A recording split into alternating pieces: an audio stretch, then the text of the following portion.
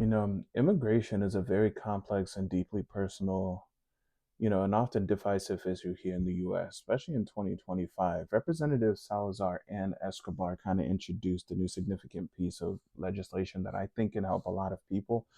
But obviously, there's always two sides to the story. So the question kind of becomes, should this be bipartisan or is this really a partisan kind of take?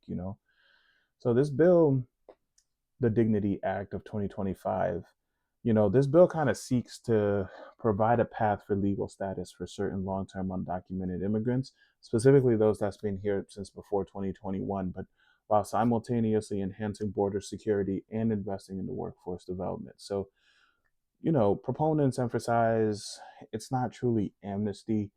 Amnesty, for those who don't know, it just means basically forgiveness from the government for what you did wrong, but rather built on kind of principles of restitution, responsibility, and a strict eligibility criteria. So they still have to go through the legal process to actually get documentation. But this Dignity Act is basically garnering some significant support on one side, particularly from obviously co-sponsors, obviously the left, the Democrats, and they kind of champion this practical and necessary solution. They're kind of focusing on strengthening the border security, fair treatment to all the people, including the undocumented ones, and kind of bolstering the American workforce and the economy, which you have to be honest, really all kind of goes hand in hand. So Congresswoman Escobar, she calls it a critical first step in overhauling this broken system for immigration. And Mike Lawler also emphasized kind of how this needs to be bipartisan in nature. It cannot just be one side. Bipartisan immigration reform is kind of been a proposal over a decade. It's kind of the first one.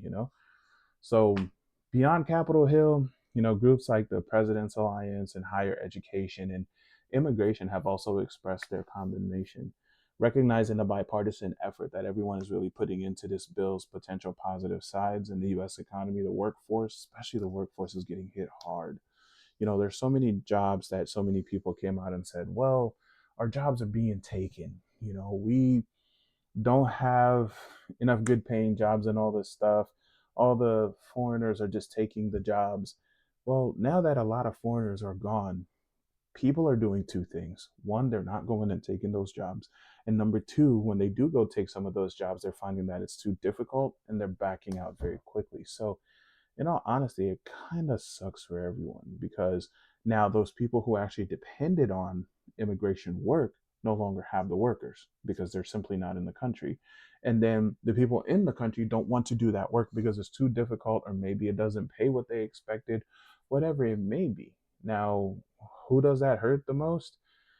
The economy. Even when Marco Rubio used Florida as an example with all the fruits and things like that gets picked, and to the point where he kind of got desperate and was like, why don't we just keep the younger generation, like the teenagers and stuff like that, and kind of see what we can do with this. But it's just not enough. It's simply not enough, because you still have people on the other side that's just like, get everybody out. Then you have people on the other side or somewhere in the middle who are like, no, keep them, try your best to give them a legal way to actually getting citizenship. But then the other side is like, hey, they committed a crime coming into the country illegally. I get both sides of this. I really do. Both sides have their fair points, but ultimately, taking everybody out is not the answer either because we're kind of seeing the result of so many people being taken out as it is. And in all honesty, it hasn't been good for anybody. So, but however, like any significant legislation, the Dignity Act kind of faces opposition, like I said. The conservative wing in the Republican Party, the right, of course, they raise a lot of concerns, arguing it's too lenient because they see it as amnesty. So they're kind of going out of their way and labeling this as amnesty when the Democrats are coming out and saying, no, you're using the wrong word. It's not amnesty. It's just trying to give them a legal way to citizenship. The government is not coming out and just pardoning them all over TV or whatever it is. Their acts will be looked at and they still got to go through the legal process. So let them have a chance. So figures like Steve Bannon has kind of dismissed this bill as a fantasy, advocating for mass deportations instead.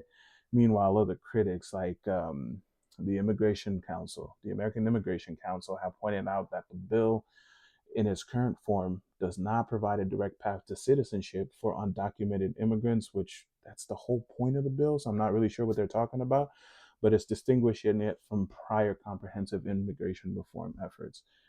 Look, I don't really know what that means because this entire thing is actually meant for undocumented immigrants to find a legal path to citizenship. But like I said, those on the right are definitely trying their best to split everyone apart. They do not want this to happen at all, you know. So the key aspects of the Dignity Act, it kind of aims to provide, like I said, the legal status for undocumented immigrants, present here in the US before 2021 specifically. It's kind of hard to prove if they were in before 2021 or not, if, once they try to go through that process. So that'll be interesting. But these individuals could apply for up to 7 years of legal status, work, so they can also work. They'll get work authorization. They're subject to fees, restitutions, amongst other conditions that they have to deal with.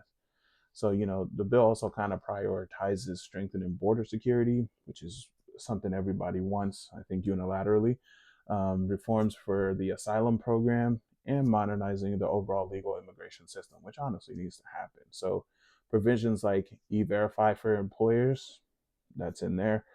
Um, Increasing penalties for illegal reentry. So, if they're deported and they reentry, obviously they're not going to help you anywhere from there, not in the legal sense anyway.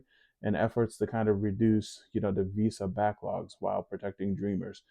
Guys, I think there was a statistic that came out that said applicants from Mexico who are trying to come through the legal process are about 25 years behind. That's how much backlog there is going on. So basically, people in the late 90s to early 2000s are the ones getting looked at now legally. Like, guys, if you are in dire situations, you can't survive, you just want to have a better life for your kids, whatever it may be, how long can you wait? How long can you wait? People get desperate. People need to find a different answer other than just waiting. And that's exactly what they're doing. It's kind of hard to blame them. I get it. But overall, man, this act kind of represents a significant bipartisan attempt. That's a keyword, attempt, because the right is not really all about this, to kind of address this immigration reform issue. It's kind of navigating a complex landscape here, garnering both the staunch support and strong opposition from across political spectrums. So, as the nation contributes its request for workable solution, we just kind of have to sit back and wait to see what happens. But let me know in the comments, guys, exactly what you think should happen. And definitely like and subscribe, because there's definitely more that will come. But this is one of those that I know is very divisive. And we'll kind of see what people think along the way. But I hope a solution can definitely happen for these people, because they go through a lot as well. You got to be human at the end of the day, guys. We're not all perfect, and some of us have it better than others. The question becomes, should only a few have it the best way possible in the world, I guess. But let me know what you guys think, man. I'm all ears. I really want to know.